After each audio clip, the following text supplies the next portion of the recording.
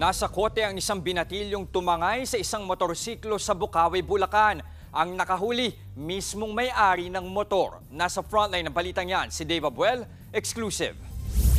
Makikita ang SUV na ito na dahan-dahang huminto sa gitna ng kalsada sa Barangay Lolomboy sa Bukawi, Bulacan, May 15 ng hapon. Maya-maya pa, bumaba ang driver nito at lumapit sa paparating na motorsiklo. Kinuha ng lalaki ang susi sa motor na minamaneho ng isang binatilyo. Sabay lapit naman ng mga traffic enforcer para alamin ang nangyari. Ang motorsiklo, pagmamay-ari pala ng SUV driver. Isang linggo na raw nawawala ang motor. Hindi na nagpa-unlock ng panayam ang SUV driver pero inireport na raw nito ang insidente sa barangay. Ayon sa barangay, nabanggit ng may-ari na posibleng nakuha ang susi nang minsang maiwan ito sa mismong motor. Akala pa nga raw nung una ay ginagamit lang ng ibang kaanak, kaya laking gulat niya nang makitang iba ang nagmamaneho ng motor. Siguro kung kailan niya gustong gamitin, palibasa mayroon niya siyang hawak na susi,